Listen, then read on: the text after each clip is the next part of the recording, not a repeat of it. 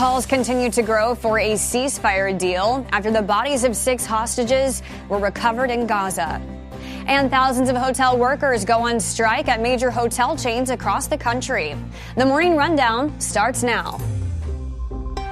From the Straight Arrow News Studio, bringing the stories that matter to you from across the United States and around the world.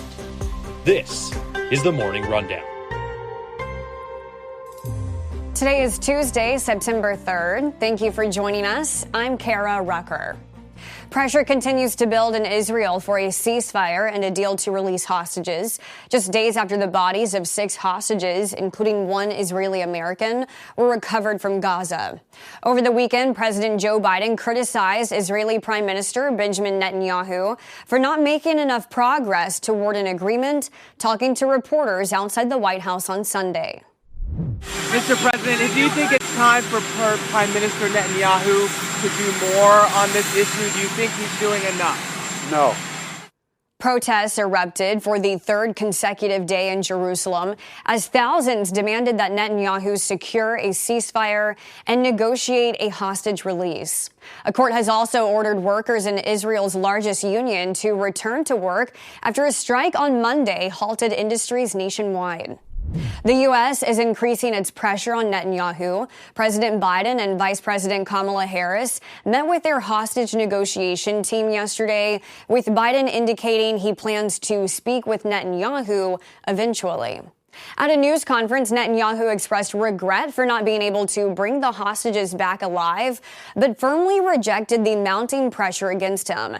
Netanyahu addressed President Biden directly, urging the international community to focus its pressure on Hamas. On Monday, thousands gathered in Jerusalem for the funeral of Hirsch Goldberg Polin, an Israeli American among the 6 hostages found dead.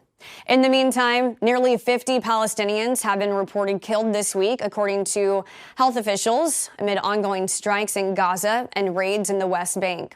Netanyahu has vowed that Hamas will face severe consequences.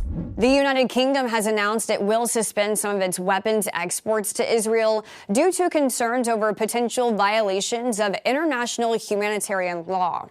However, the UK emphasized that this is not a comprehensive ban, noting that its arms exports to Israel are relatively small compared to those from other countries like the U.S. On the campaign trail, President Joe Biden joined Vice President Kamala Harris on Monday in their first joint appearance since Harris became the Democratic nominee. Before Biden and Harris met with supporters in Pittsburgh, Harris was in Detroit speaking to union leaders who are backing her bid for the White House. While most major unions are supporting Harris, the International Brotherhood of Teamsters remains undecided. Teamsters President Sean O'Brien, who spoke at the Republican National Convention, has stated they will not make an endorsement until Harris meets with their members. Also on Labor Day, Harris's running mate, Minnesota Governor Tim Walz, held a campaign event in Milwaukee, where vehicles in his motorcade collided, resulting in injuries to some staffers and reporters who were taken to nearby hospitals. Meanwhile, former President Donald Trump and his running mate, J.D. Vance, are gearing up for a busy week ahead. Trump is scheduled to visit Nevada, North Carolina, and Wisconsin later this week. And Harris will be heading to New Hampshire to prepare for her upcoming debate with Trump. Thousands of hotel workers across the U.S. are on strike. The workers want hotel owners to raise their wages and benefits and bring back automatic daily room cleaning, which was scaled back at many hotels during the pandemic. The dispute has taken center stage during tense contract negotiations in cities across the U.S. this summer, with at least 15,000 members threatening strikes this fall in 12 cities. The first of the strikes began on Sunday when thousands of workers in 25 cities walked off the job after contract negotiations with major hotel chains Hyatt, Hilton, and Marriott stalled without a deal. Organizers say the strikes are set to last between 2 and 3 days. A Venezuelan judge has issued an arrest warrant for former presidential candidate Edmundo Gonzalez as part of a criminal investigation into the results of July's election, which both the ruling party and its opponents claim to have won. The warrant was issued at the request of authorities, who accused Gonzalez of various crimes, including conspiracy and falsifying documents. The move is the latest against the opposition since election officials declared President Nicolas Maduro won a third 6-year term in office. Meanwhile, a plane belonging to Maduro is in Florida after being seized by U.S. authorities in the Dominican Republic. The Justice Department says the plane was illegally bought for $13 million and smuggled out of the U.S. in violation of sanctions and export rules. ESPN, Disney, ABC stations, and streaming services like Hulu have gone dark for millions of DirecTV customers. Disney pulled all of its services from DirecTV on Sunday at a crucial time for sports fans. ESPN was in the middle of airing the U.S. Open tennis tournament and just minutes away from the start of the football game between Louisiana State University and the University of Southern California. This is the second year in a row ESPN has gone off the air during the U.S. Open. The dispute centers on the carriage fees that DirecTV pays Disney to broadcast its programming. DirecTV accuses Disney of, quote, taking an anti-consumer approach by demanding a new deal include bundled services.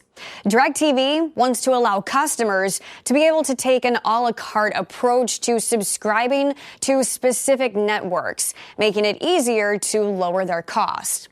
In a statement, Disney said, "We will not enter into an agreement that undervalues our portfolio of television channels and programs." Finally this morning, as Netflix continues to take a bite out of the world of live sporting events, the streaming giant crowned its first ever hot dog eating champion during a Labor Day special. Joey Chestnut defeated his competitive eating rival Takeru Kobayashi to win the title in Las Vegas.